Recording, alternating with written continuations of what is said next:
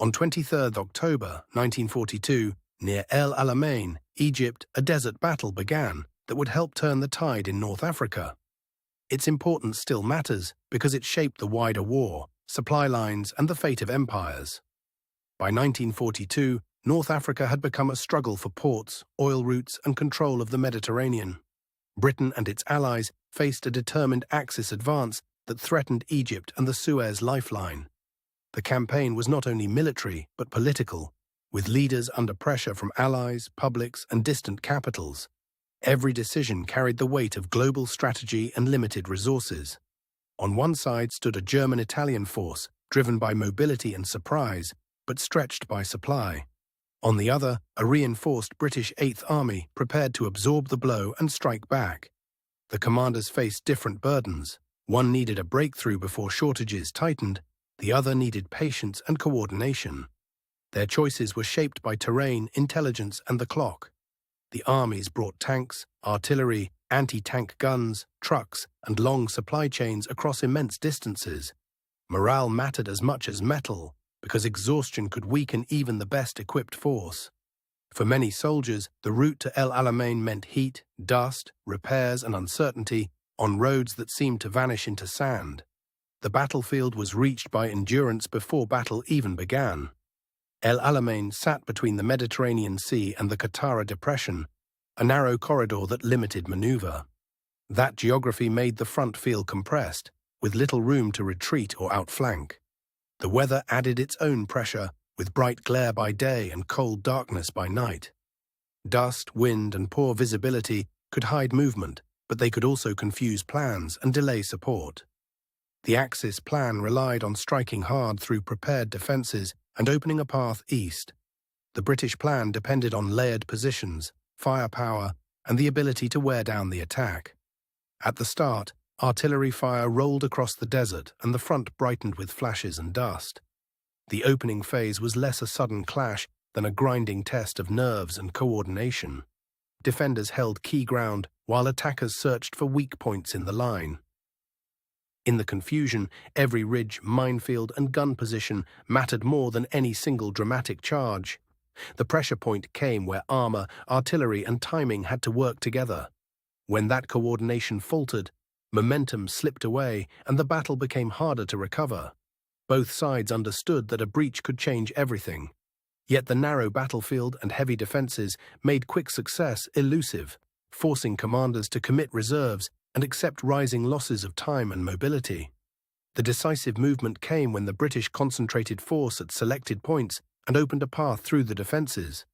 It was not a single instant, but a sequence of pressure, fire, and persistence. Once the line began to shift, the desert route mattered again, because retreat across open ground was punishing. Vehicles, supply columns, and scattered units had to move under constant strain. The breakthrough did not end the campaign overnight, but it changed its direction. From that point, the Axis forces were forced into withdrawal, and the initiative moved decisively. For soldiers on both sides, the immediate aftermath was a landscape of abandoned equipment, dust, and silence between bursts of movement. The battlefield itself became a record of exhaustion and reversal. The victory boosted Allied confidence far beyond Egypt. It also signaled that Axis expansion in North Africa could be stopped and eventually reversed by better supply and sustained pressure. In the years that followed, the battle became a symbol of endurance and coordination. It influenced later operations in North Africa and helped reshape the broader balance of the war. Historians still debate how much the outcome depended on leadership, logistics, intelligence, and the exhaustion of the Axis forces. Most agree that no single factor explains the result on its own. Some interpretations emphasize operational planning, while others stress the cumulative effect of supply shortages and battlefield geography. The battle remains important partly because it resists simple explanations. El Alamein today is quieter, marked by open desert, coastline, and memory rather than gunfire. The place invites reflection on how quickly a remote landscape can become historically decisive. Visitors see a landscape that still feels vast and exposed, even without the wartime noise. The terrain itself explains why movement was difficult and why every position mattered so much.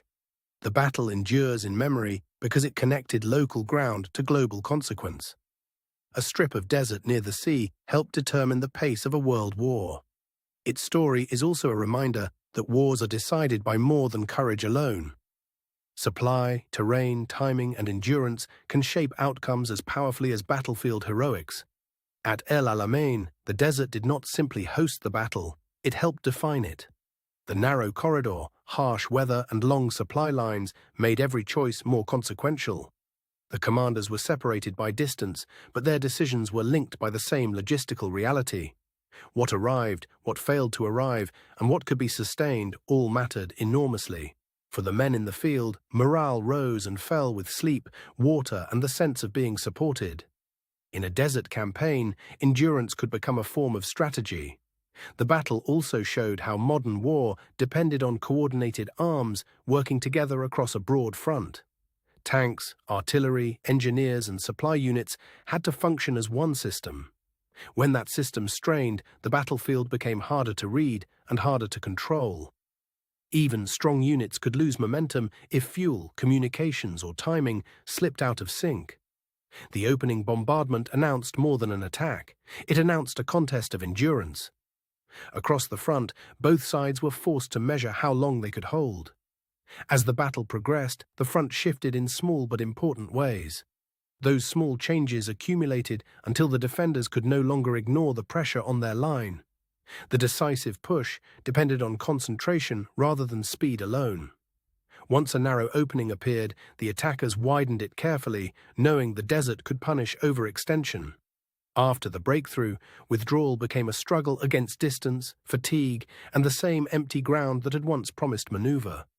The desert offered little mercy to a retreating force. In the aftermath, commanders and soldiers alike understood that the battle had altered expectations. North Africa was no longer a place of easy advance for the Axis powers.